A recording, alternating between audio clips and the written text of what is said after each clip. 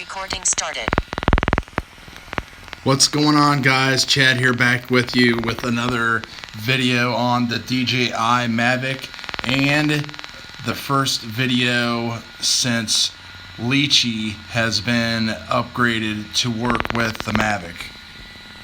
Now, a couple things first before we talk about Litchi. This is being recorded with the built-in record function that Litchi has with it, so you don't have to use any third-party shareware if you don't want to on your iOS device, Android either. So that's awesome. Automatically saves your camera roll and you can go from there. Second of all, I think this is a good, a lot of, since there's, you know, you hear all the bad stories about, and you see the bad stories about the MAVIC and everything. I think this is a good step in the right direction that shows that there is a lot of confidence out there, and there's not as many horror stories as we think, because Litchi is putting themselves out there and releasing their update for MAVIC Pro use. And just explain it a little bit. A couple years ago, DJI went open source with their software, so they put it out, a software development kit out there that would allow other people to take their code and basically build their own flight controller algorithms to work inside of your DJI products. I use Litchi with Phantom 3 Pro. I use it with my Osmo. There's some things that I like about it that it does better, because there's things it does that the DJI Go app cannot. And there's, you know, things I like with the DJI Go app as well. I think for just general flying around and stuff like that, I still use the DJI Go app. But what Litchi allows you to do is it allows it helps you by kind of automating features for you, because you can do easier waypoint flights, easier point of interest flights, and things like that. And you can actually tell it to what to do when it gets to a certain point, like take a picture, turn the gimbal, focus the gimbal here, focus the gimbal there, and everything like that. You can also pre-plan all of your routes online and then upload them and go ahead and go out to the field. So it basically helps take the MAVIC Pro to that next step that we're all looking for, as far as making it a all right, there we go. Now we're Warning, aircraft battery at 25%. Better turn that off before I get a return to home going on. Let me actually go in and adjust that level real quick.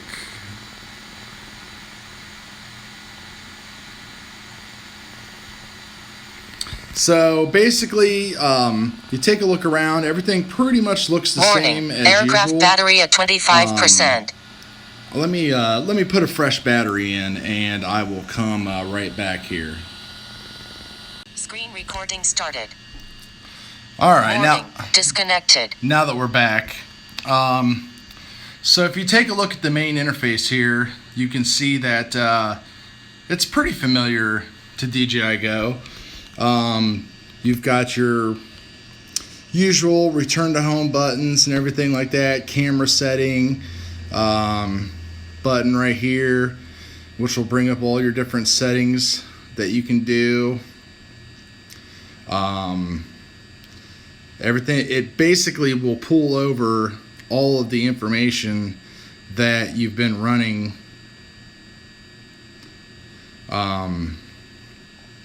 so far on your MAVIC. Up here in the left hand corner where it says FPV, you press that button, and here is where all of the smart features within Litchi are built. You have FPV, of course, for standard flight. Warning, disconnected. You have waypoint for all of your different waypoint flights. Orbit, panoramic shot built in, focus, and your active track, and then your start and stop recording.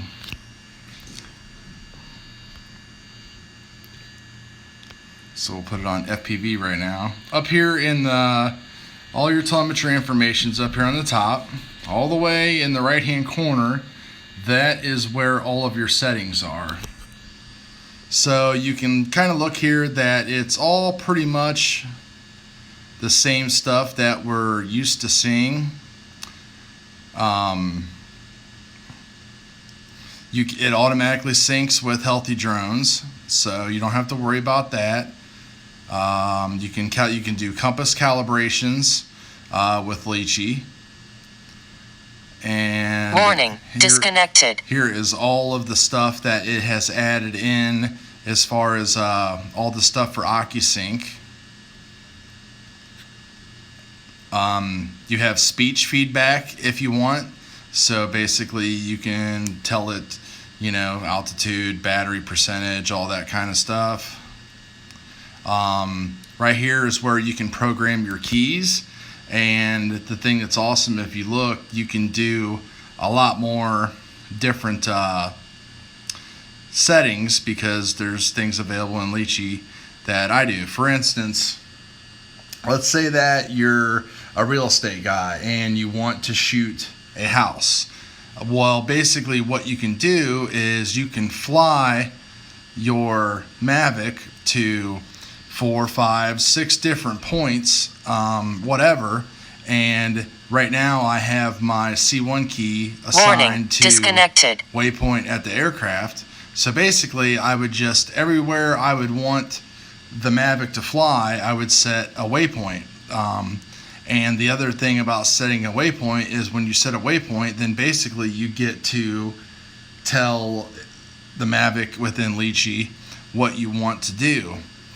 So I could just fly around and click a couple waypoints. On my C2 key, I have point of interest as the aircraft, which point of interest is basically where Litchi is going to automatically point the gimbal at for you. So you don't have to do that and fly at the same time.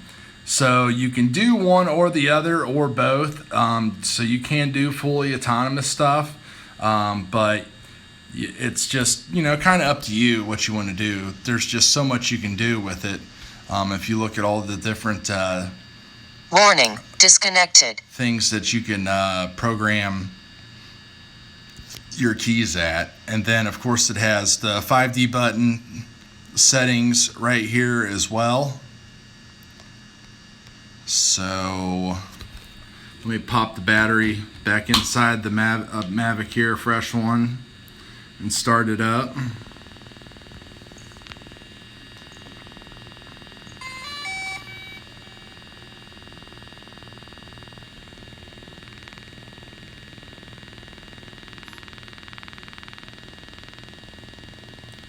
So if we pull up the settings now, some of the things that weren't highlighted before, like go home and maximum altitude and things like that, you can actually enter that stuff in. There's still a few things missing that are not in the Go app, like maximum distance and everything like that, but I think they leave that out because they probably don't, because Litchi can actually, once you upload a mission to the Mavic, it can actually do the entire mission and lose connection and still come back home. So that's pretty cool.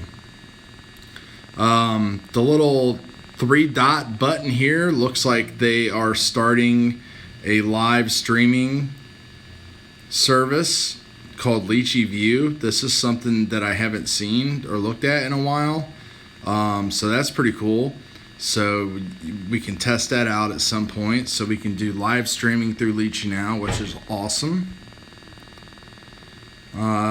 Your camera setting stuff, this is all pretty much the same stuff that we all know and love. It's nice that it's all right there in one menu, so you don't have to click 3 times to go over between like the set exposure settings and everything like that. It's just all right there in one menu to scroll up and down through. And you just tap it to go away. There's my histogram. There's the map. And, if I wanted to say, this is my front yard right here, I could start building a waypoint mission right away where it will bring up the actual screen and you can actually start drawing everything. All the keys you see up here are your different settings. You have like an actual drawing tool where you can, let's say if I just want to swoop around the front of my house, you can just draw your waypoint right there and click apply, and it'll automatically build like 2 waypoints for you. And then let's say I want my house to be my point of focus. You can see right there that the camera popped up. And so now what we can do is, let's say that I want it to focus on, I don't know, right there at my front door at about an altitude of 13 feet. And I could skip over here to the waypoint and look, and it's flying at an altitude of 98 feet. Let's say that I want it to start at 19 feet. And I want it to focus on the POI. I can basically set up different ways to, with the gimbal, I can set it up to actually, I can disable it where I can control it myself. I can tell it to focus on the POI, and then I can change the angle of the gimbal, which you still can even after you do this, or I can put it on a interpolate, which basically is just a fancy way of saying you both can work together. Now at waypoint 1, I can click a button here and tell it to do certain things: start recording, rotate the aircraft, stay at this waypoint for so many seconds, so on and so forth. If I move over to waypoint 2, right now it's set at 98 feet. Let's say I want it to go from the previous one up to, I don't know, let's say around 50 feet. And then you can set your speeds as far as how fast you want it to go there. You can basically set a curve, which will basically start bowing the waypoint out.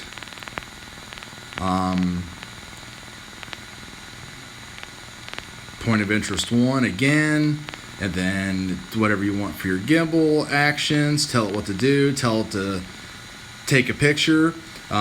If you start recording at waypoint 1, it will record throughout the whole mission, unless you tell it to stop at waypoint 2 and then start again and then stop again at waypoint 3. So you can just kind of see the power of this. And the thing about it is, you really need to go out into an open field and just kind of like park your car. This is how I learned to use it, and just basically fly around and practice until you learn basically what to do, how everything actually works. Over here on the left hand side, this is where you basically load your mission from a mission you planned online. The bottom below that is where you basically name the mission and you send it to the drone. Here is below that, above the play symbol, is your actual mission settings, where it'll tell you, you can basically tell it what to do when it gets done flying these 3 waypoints. You can tell it to go back, do it again, over and over, so that way you can work on the actual shot. This is where you can set your different speeds and curves and everything. It's just pretty sweet. If we go into orbit, Orbit's pretty much the same thing. You're basically just going to click a button on your map, or you're going to fly over top of something, and if you have one of your keys set up, like I have my C2 key set up, you'll basically hit the button and it'll just it'll set that up as the point of interest. And it's the same thing. You just click on it. You set the altitude that the point of interest is at, your radius, the speed, your heading mode, your entry points, your rotations, what you want the gimbal to do, the height of the subject. There's just all kinds of good stuff with the Orbit. Way more easier and way more intuitive than the DJI Go app. With Pano, Pano basically is going to help you set up as far as like taking the actual shots, and basically you click on the little thing on the left there and you tell it exactly what you want to do, like how many rows, what angle to shoot at, what width, and everything else. So basically you line up your from when I've used it in the past, it's been a while because I normally just do 3 separate shots. I don't do like big 360s or nothing like that. But basically, you just point your Mavic directly dead ahead of where you want to start, and you just basically set it all up and click on the start button, and it'll just basically start rotating the gimbal and yawing the craft and everything else to just start taking your pictures. And then of course you still have to take them into some kind of program and stitch them all together. Focus is pretty much like Orbit, except you can fly around everywhere and it will maintain focus on this area. So you don't really need it. I don't really know why you would do, unless you can fly really well, I really don't know why you would just use focus. I mean, I guess if you're just messing around, you could, but it's just a lot easier just to do a waypoint and then pick a focus subject or point of interest subject, if you ask me. Active track, it's pretty much going to work the same way. Recording the screen. All right, so it's not going to, it says it will work, but you don't want to do screen recording during this. So we'll turn that off. No, I'm not going to do an active track. And then again, down here is the start and stop recording. So we'll just go back to FPV. So that's pretty much it. I mean, it's a great app. A lot of us have been using it for a long time. It's completely safe to use. It does not void your warranty. You don't have to worry about that. DJI gives us permission to go ahead and use other people's